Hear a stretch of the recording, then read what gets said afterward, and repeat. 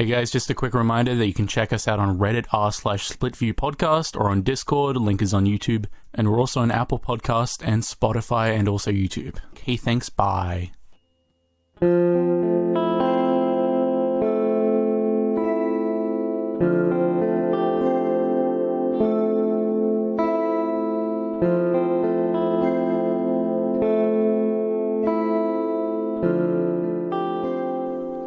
Hello, welcome to Split View. Welcome to Split View. Split View.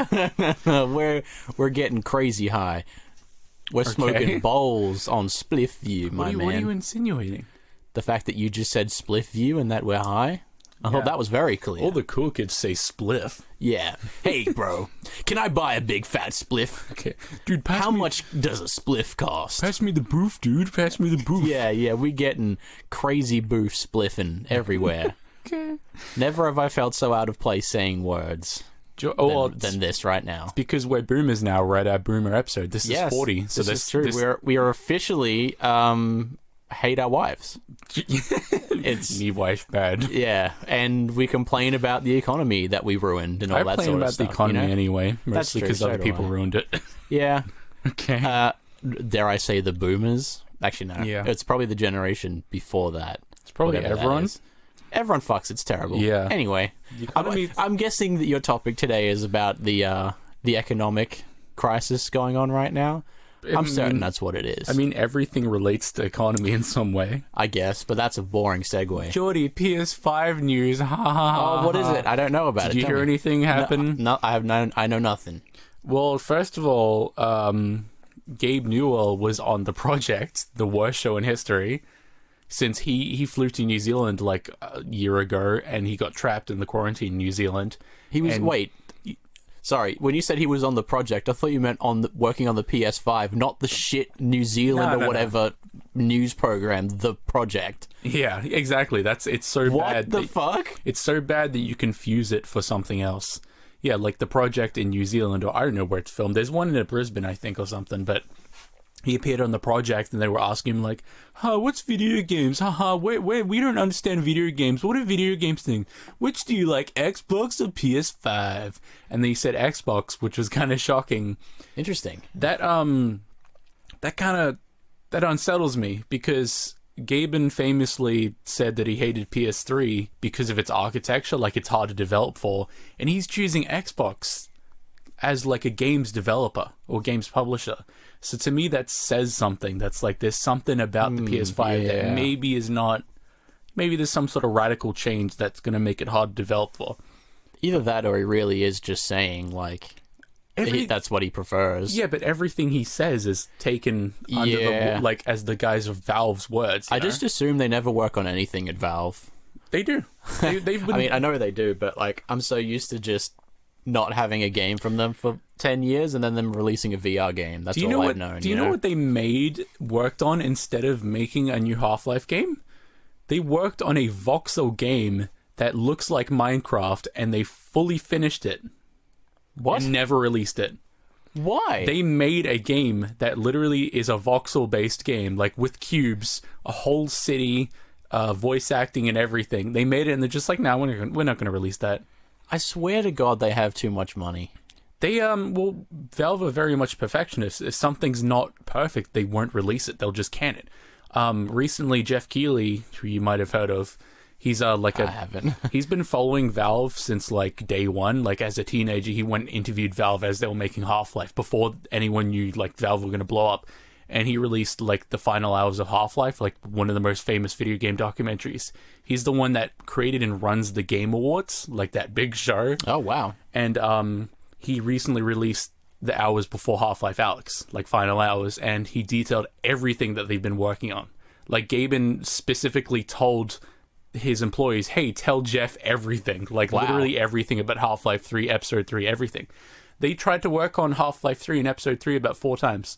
4 different creations. I did hear about like attempts at making so many types of different games to follow it up, and they just weren't sure of which one to do. Literally, after they finished Portal 2, they were just mad dash working on shit, and they just never released anything. Like, it's kind of insane. And most of it's because they were working on Source 2, and they just were like, nope, we can't do shit with this. Yeah, in the end, I would say it was pretty good. Yeah. Like, the wait, because they're still making games, I'm sure. Oh, yeah.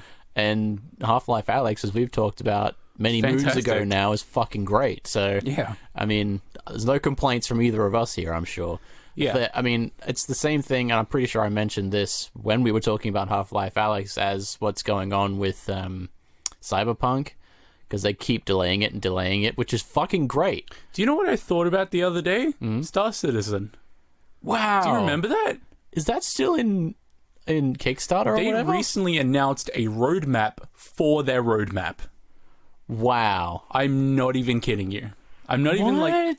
Literally, they were like, the roadmap we were using is inaccurate, because they were like, oh yeah, Squadron 42, our single-player spin-off game's going to come out in 2015, guys. Oh, we got to delay it to 2016. Oh, we got to delay it to this. Oh, we don't know when it's going to be worked on, so we'll announce when we have something that'll tell you what we're doing. Isn't that... Jordy, guess how much money they raked in. So pissed off having donated to them. It was over, like, millions, right? Try to guess the exact number. Was it like 15 million? 300 million. Even more, because they raised 260 from Kickstarters and backers, plus funding from private investments, plus venture capital funding. So it's possibly 500 million. Destiny was made... Where is it going? I don't know. I don't know, dude. $500 million is fucking insane. That's predicted. They've confirmed have 260. Confirmed 260. Of $1 billion. They like the confirmed number even is $250 million. Isn't that crazy? And nothing has happened. Literally nothing has happened. They've released a beta that runs like shit, and I remember you showing me, I think. Yeah. Because you bought it because you were so excited. Which, why wouldn't you be? I bought it in 2011, yeah, why 2012. wouldn't you be excited when you saw that shit nearly a decade ago? Literally, I was in like grade 10 or something, or grade 9 even, and I paid for like the $40 to get a ship and then access. It's fucking stupid. And it's 2020 now. Fucking hell, man. Literally, they hired the developers of the multiplayer component from Sonic Boom to make an FPS version. And funnily enough, that didn't pan out. Funnily enough, that didn't work, huh? Yeah, hiring the multiplayer developer. Did you know Sonic Boom had multiplayer? No, I did not. Exactly. What the fuck? If when people look back in history, they don't think, oh, Call of Duty or World of Warcraft or any of these big multiplayer games. They think of Sonic Boom, so it makes sense. Like logistically, monetarily, why wouldn't you do it? That's like hiring the developers of Rocket Bird's Hard Boiled Chicken to make a new Valve game. I think that sounds hilarious. I would do that. I think me and Jordy are like the only people who know about that game. If you have like 99 cents to spare, I don't know how much this game is. I'm pretty sure we both got it from Humble Bundles. Yeah. We literally have. If anyone remembers that, even, which was fucking good while it lasted, but it's terrible now. I have every Civilization game I've played just from Humble Bundles. I can't fucking stand games like that. Like Civ and all that. I do not have the patience for it. I don't get to kill anything. I don't get to kill things. Well, I don't get to hold the gun. I'm just controlling people around a map. Okay. And I'm like, bro, that's boring. I want to play Ghost of Tsushima, which is essentially the same thing, only Jordy, it's fun. You're telling your controller to make the game kill someone. Yeah, I know. But it's just not my type of game, okay? Okay, cool. Ghost of Tsushima is. Can I just say, for a few seconds, that game is fucking great. I finished it yesterday or the day before, and I've been playing it pretty heavily. This is a long game. You need to play this game.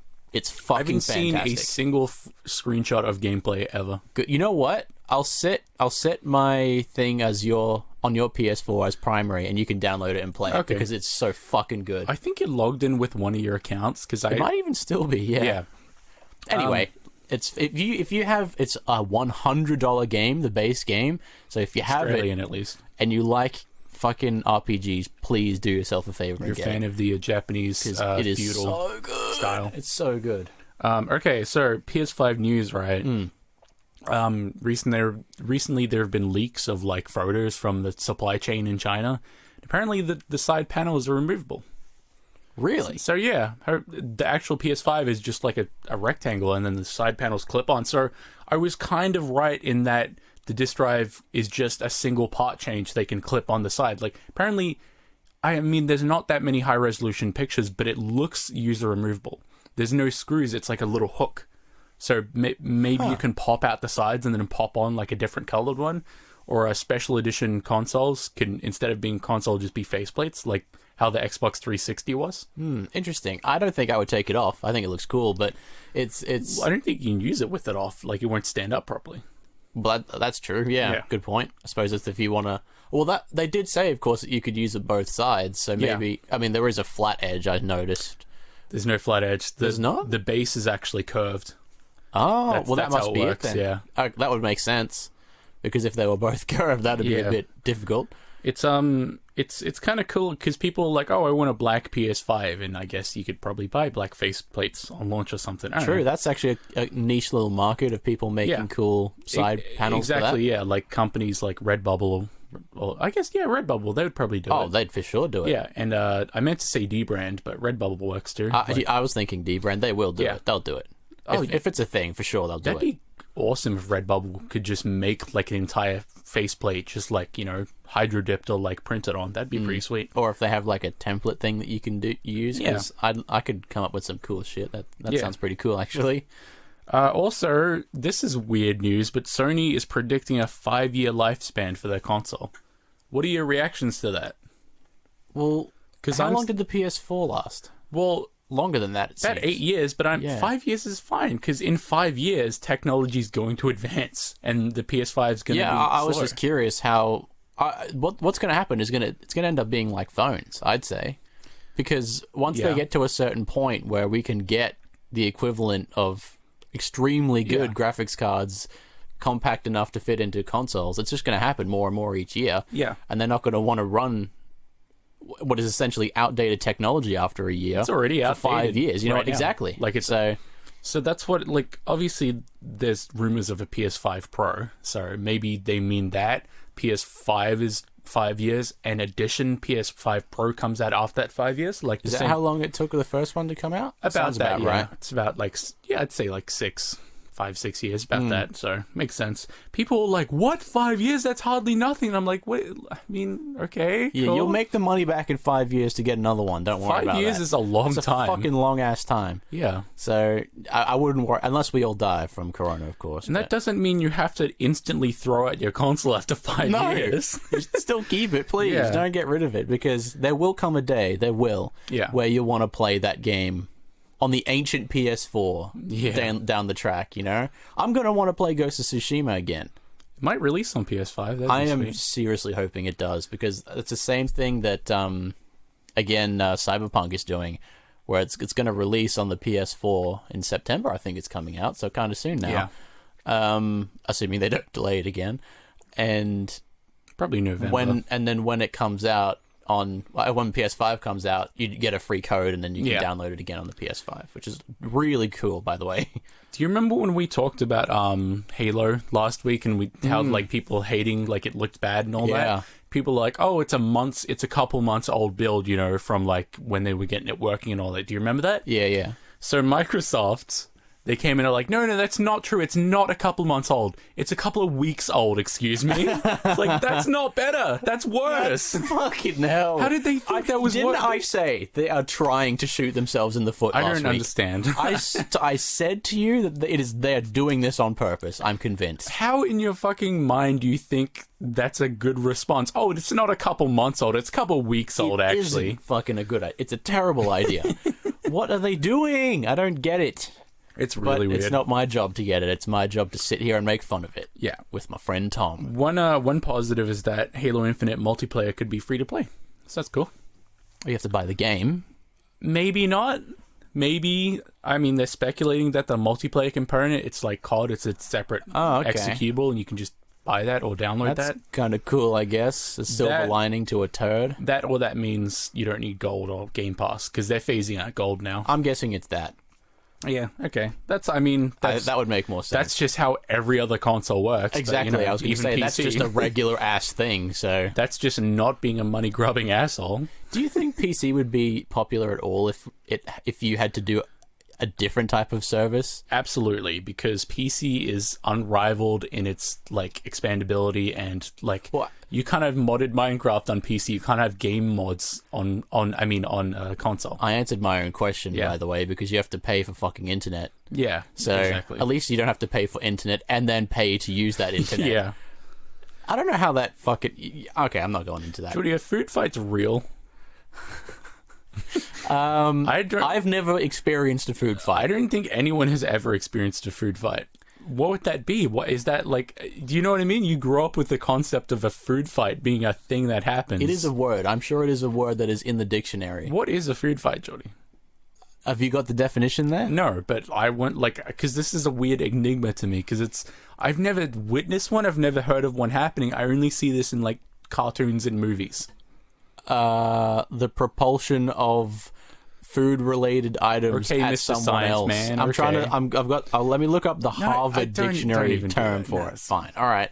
Don't give the people what they want. Make them think. Like you're in an American cafeteria and someone just starts throwing food. And I feel like it's more possible to happen there than here. Because they're a weird fucking country with like broken socioeconomics? Mostly because the meme, quote unquote, had to come from somewhere. It had to. No one just thought of the idea. I'm not convinced this is a real thing. I'm convinced this has never happened. I don't think. I don't think a food fight has ever happened ever. I just don't think it's a real thing. Well, if you're out there and you have been in a food fight, please reach out to us. Our email is on our YouTube channel, or you can leave a comment on this video, and we will deeply appreciate it. Jordy, on to more realistic conspiracies. Yes. Oh, was this Conspiracies 3? No. A bird's real, Jordy. Have you... We did this, No, didn't we? No, shut up. Can you really tell me, in 100% honesty, that a fucking sack of meat with feathers can fly when we've just now invented drones and fucking flying technology? Do you think this is a real thing? Why? They've been evolving since Explain the Dino Boys. An object that just soars through the sky using fucking feathers. It's not an object, it's a living thing, Tom. Everything is an object, Jordy. True. I'm an object. Jordy, explain this to me. Many, many moons ago, millions and millions of years ago, there were dinosaurs and they evolved into birds. And now they're fucking dumb and they're stupid and they're pigeons and they eat trash. Okay. And they're fucking useless in society. I don't think that's They used to be cool, man. They used to be cool. And now... You're right. Jordy, get real. This is not right. This is not fucking... This is not a thing. Get real. Dinosaurs aren't real. Okay. Dude, get fucking with the program. I've heard so many memes about one too many memes about birds being government drones that I'm like... You said something about batteries being changed when this corona shit happened. Yeah, because everyone's dying so they can change the batteries. Yeah. Oh yeah, everyone's in lockdown so that they can change the batteries in the birds. Yeah. While no one's watching. It's kind of freaky in that there are some people who think they're being gang-stalked by birds. Do you know what gang-stalking is? No. Gang-stalking is... I imagine it's self-explanatory. I can piece it together with context. Or no, I can't. Please tell me what you think gang-stalking Being stalked by a gang of people? Nope. It is actually almost exactly the opposite. Okay. It is where someone has a mental psychosis that believes they're being stalked by a gang of people, when in reality they're not being stalked at all and people are avoiding them. Oh. These people, you can literally search the term gang stalking on YouTube. It is the strangest fucking thing I've ever seen. These people make videos being like, I saw a speck in the sky and then suddenly a van drove past my house. The government is trying to steal my pasta recipes. It is fucking strange. It is the weirdest thing. I make a mean linguine and they want to steal that shit from me. Sometimes it's literally that. They're like, these people are stealing random items from my house. I could not find my soup spoon. This morning, the government. I went to go and make some eggs and I didn't have any. Yeah. I make eggs every day. Where are they? They literally explain it like, the government is trying to gaslight me by stealing my eggs. I am not crazy. I count how many eggs I have on my hand each night. Clearly not crazy. Yeah, exactly. I have many scribbles, checks, marks all over my body, counting exactly how many items I have in my house. I etch it into the walls every day. Exactly. I need to get new plastering in my walls. With blood, but that is not, that's not any concern. I actually count my red blood cells every day. Just to make sure they're not stealing them as well. These, like, that's what fucking Terry Davis, that one crazy computer god dude that I was talking about a while ago. Oh, yeah. He thought he was being gang-stalked as well. Oh. There's by birds? Is that specific to birds? By black people. So, cool. There is a video of him running up to someone, putting a camera in their face and saying, "Hey, expletive." And then they run after him and he's like, "Oh!" It's both funny and sad. It's like a fucking TikTok. Yeah, it literally is. It's literally framed like that. It's like a Vine almost. Is that like in it's your really notes, quick. TikTok? I don't have any of this in my notes. This is just kind of like the fucking presidente of the US banning TikTok. The funniest thing about that is people are like, oh, since he wants to ban TikTok, that means it's going to be appearing everywhere and it's going to run on every single one of your devices. Because he said the same thing about coronavirus. He's like, we're going to get rid of coronavirus. So true. Now it's everywhere. Yeah, exactly. Good point. Did you see that he fucking made a tweet like the other day saying "Make America Great Again"? What? How good? Think about how good that is. That is a self-burn. His term is nearly up, and he says "Make America Great Again." He's been in office for 4 years. He had 4 years to make it great again, and as he's losing, he says it again. That is such like a finely crafted meme. Deep in irony. Yeah, I love it. That is the funniest possible thing he could tweet. Like, yeah. Isn't it weird how people still wear those hats? They're still waiting. Like, they have evidence that he hasn't made America great. Yeah, he's done nothing but make it worse. And then to top it all off, he says it as he's about to leave. He just needs 4 more years, dude. He just needs 4 more years. It's fine, yeah. I sincerely hope that doesn't happen, but stranger things have happened, as I've said on this show. I think he literally said that moving an election is something a pussy would do, and then he's talking about moving the election. He is the biggest goddamn hypocrite I ever damn seen. Yeah. Like, he is actually fucking pathological. Oh, yeah. Onto a more kind of interesting topic. So, what if I say 2600, what comes to mind? Nothing really. Atari 2600. Oh, okay, yeah. What is that console? Like, how old is it? You know, what is that console kind of? What's it about? What do you play on it?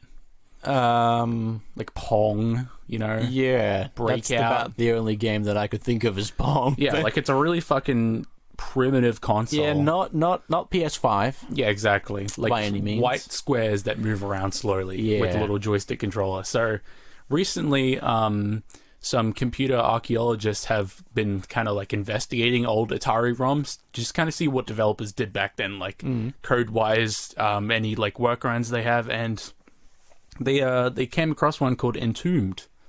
Entombed. Yes, and this game, it's a maze game where like you turn it on, get a maze, there are items, and you escape the maze. But the thing about it is that the 2600 has almost zero memory, like zero storage, zero memory. And these mazes, they are actually generated on the fly, and they're completely solvable. And the weird thing about that is that... So, okay, if I gave you a grid of paper, right, like 32 by 32, and I asked you to color in squares, right, you could probably make a maze like that, right? It'll take you a while, but a computer as slow as the Atari can't do that. It has to just randomly color in boxes, but... there's this algorithm inside of this thing, which one of the developers said, I quote, he told me he came up upon it when he was drunk and whacked out of his brain. He invented a portion of data that can instantly solve any maze, and it is impossible to crack how he made the data. Wow, that's fucking cool. Yeah, the researchers have made 33-page like white papers on this algorithm that it's tiny. It's like maybe 8 strings long, and somehow it can perfectly tell you whether a maze is solvable or not. And the developer literally has no idea how he made it. It's just this string of data that he created when he was drunk. That's fucking awesome. And then researchers for like years now have been trying to figure out how he created this data. That right there is the only way I'm ever going to do anything of a significance in history, is by pure accident. And then when it comes to someone saying, Jordy, hey, Mr. Rodriguez, how did you do this?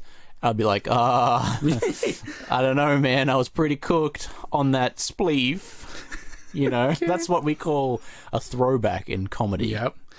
I find that fucking bizarre, though. Like, literally, the Atari 2600 doesn't have the computing power capable of telling whether a maze is solvable or not, but somehow this random collection of data can just tell you whether something is solvable. See, that shit just fucks with my brain.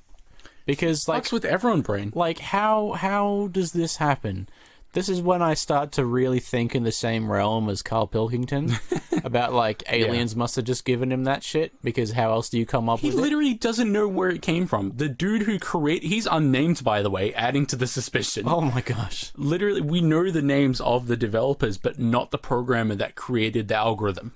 That's and he doesn't even know where it came from. Like, literally, it's just a set of random data you put in a maze and it'll tell you whether it's solvable or not. What? Back in 1982, this was created, and people still don't know actually, they know how it works, they don't know how he created it.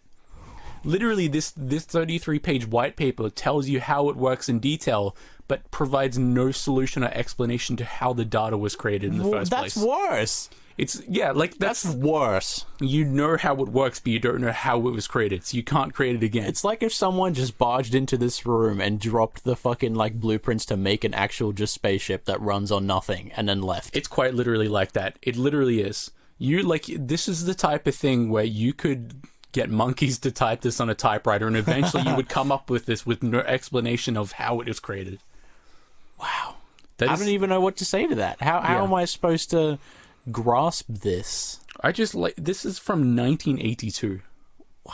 When like 20 years after we fucking flew into space, or 10 years after we flew into space, we have game consoles that can tell you, that can solve mazes with like no fucking computing power. It's weird. And we're I mean, what if we did know about all that? Like, how different would games be now if we knew about that? Well, if like this dude is a genius who created it, maybe just alcohol just makes him into this genius. Imagine a bit of a Rick. Yeah. You know? Imagine what he could create if he could like harness this power. Like a fucking superhero? Like the world's lamest superhero? That happens in computing. Some people just have a gift, like John Carmack, dude who created the rendering engine for Doom. I mean, video games would not be the same if he just didn't come up with like an algorithm for solving fucking square root. It's that fucking mundane. He created a way to solve the inverse square root of something a little bit faster.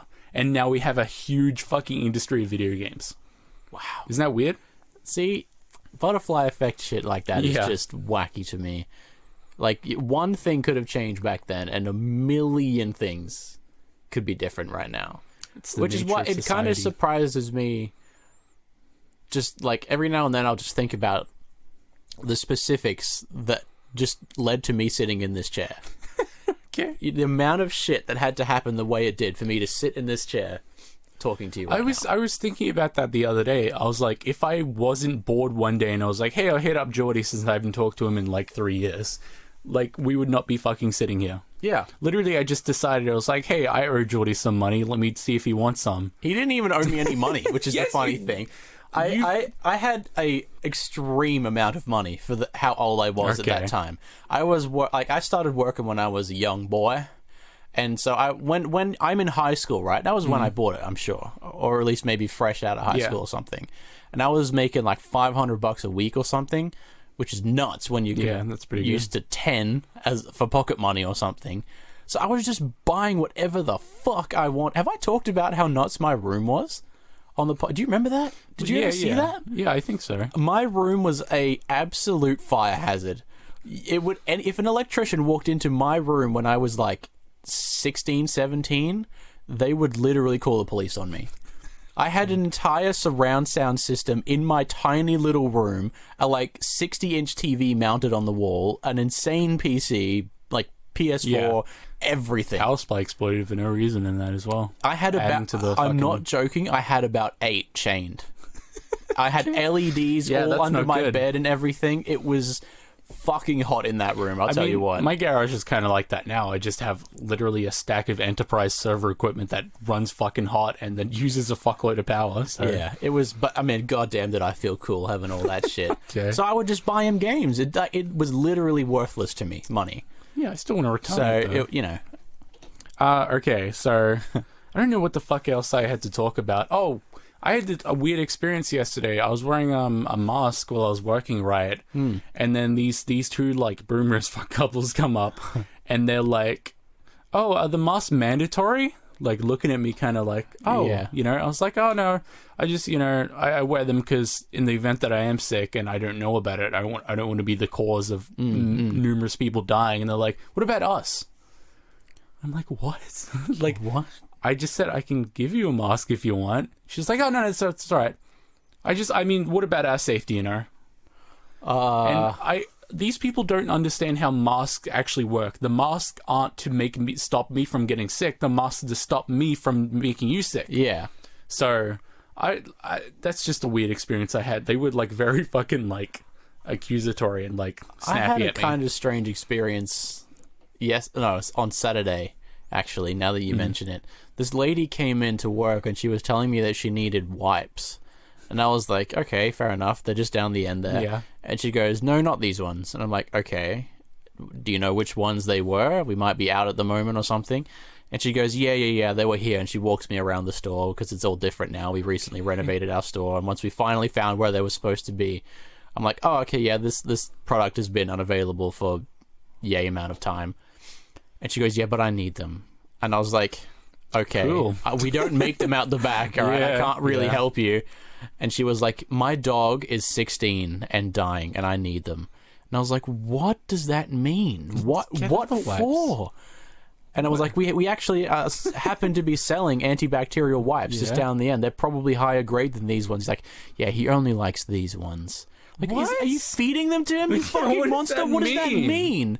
I got no answers. I sat through that whole day on my break in silence, wondering what that meant. Do you think she was feeding them to the dog? Like, what? How could the dog make it to 16 if she was feeding him wet wipes all day? Is she, like, putting them in his mouth to clean out his mouth? I have no idea. I will never know. This is something that I will take to my grave, and there will not be any answers. That kind of happens, but not to that fucking crazy extent. Like, someone will come up to me and they're like, "Oh, I need this product," and I'm like, "Okay, do you know the name of it, or can you pull it up on the website? Because on the website I can grab the product code and enter it in our like store database." That sounds fucking great. Yeah, it is, because it's just we have a touchscreen computer, numpad, good keyboard, and just quickly put it in. I can check other stores instantly. I can check. Do you want to know how we have to do it? How? On a price card, there's a code. That's the only way to know the code. So if someone comes in asking for something that we don't have anymore, I have to search for like keywords to try and find it on the exact date with the correct code. Well, that's what happens when we literally have never sold the product. I'll have to spend ages and be like, "Oh, I don't have it," and she's like, "Oh," and they just wait there. Yeah. They'd stand there wanting me to fucking solve some, like, intricate solution. And usually I'm like, "Oh, we have other stuff." And they're just like, "Oh, yeah." Just stand there. It's strange the amount of, like, people who really feel like they are entitled to things in a grocery store. It's a weird kind of, like, contextual thing, because a grocery store is offering a service, whereas they feel it's a privilege. Yeah. It's really odd in that regards, because it's not one way or another. It's a weird middle ground. Like, grocery stores have wanted to feel like a privilege because they want you to shop there and they want you to feel like safe, secure, and provided for. Whereas in reality, it is a service. And then if we don't, if you're being a fuckhead, or we can tell you to leave because it's fucking private property. And then when that happens, then they start arcing up because it's not going their way or something. That being said, not everyone's like that, of course. Oh, yeah, but like no one. 1%. You always see strange people working in retail, and everyone knows this, but you don't often actually see them but every now and then you do.